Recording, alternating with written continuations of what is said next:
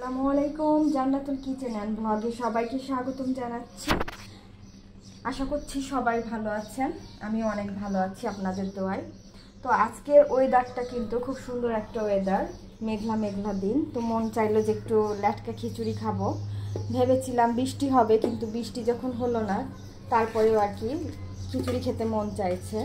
তো আমি খিচুড়িটা খুব ঝটপট তৈরি করব, এই জন্য আমি এখানে 1.5 কাপ পরিমাণ চাল আর 1/2 কাপ পরিমাণ মসুরির ডাল নিয়ে ভালোভাবে ধুয়ে নিয়েছি, ধুয়ে পানিটা ছেঁকে নিয়েছি। আর আজকে আমি খিচুড়িটা প্রেশার কুকারে তৈরি করব, যেহেতু আমি বলেছি ঝটপট তৈরি করব। তো আমি দিয়ে দিচ্ছি চাল আর ডালটা প্রেশার কুকারের মধ্যে।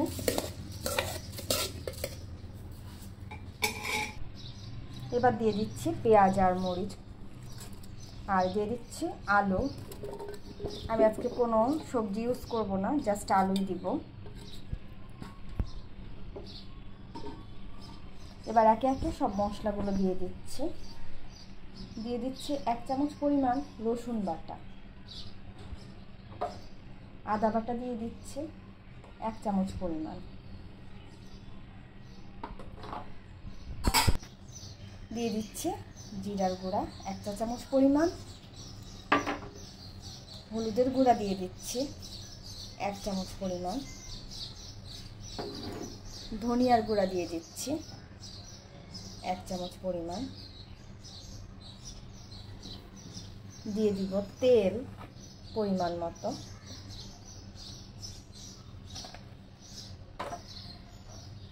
লবণ দিয়ে দিচ্ছি টেস্ট অনুযায়ী,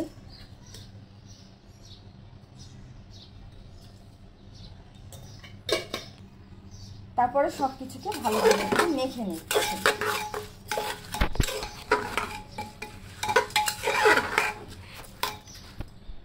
এবার আমি পানি অ্যাড করছি, গরম পানি অ্যাড করছি পরিমাণ মতো, বেশ খানিকটা পানি দিব যেহেতু এটা একটু নরম হবে।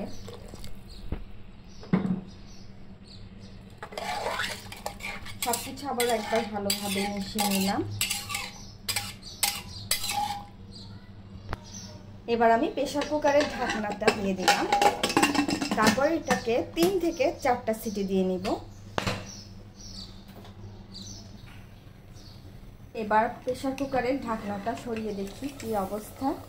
এটা অলমোস্ট হয়ে গেছে, আর এখানে আমি 4টা সিটি দিয়েছি। এবার এর মধ্যে আমি রান্না করা গরুর মাংস মেশাবো।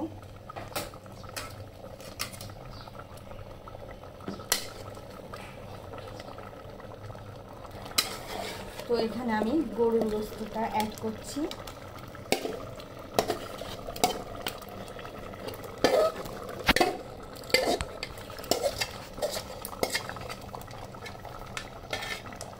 তারপরে খুব সুন্দর করে মিশিয়ে নিব।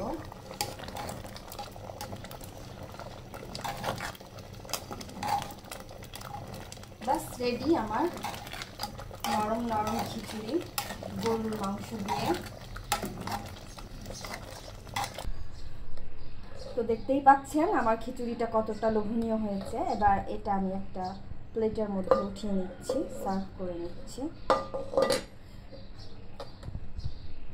এইরকম মেঘলা মেঘলা দিনে এইরকম গরম গরম আর নরম নরম খিচুড়ি খেতে আশা করছি সবারই অনেক ভালো লাগবে। আর খুবই অল্প সময়ে মাত্র 10 মিনিটের মধ্যে এই খিচুড়িটা তৈরি হয়ে গেল।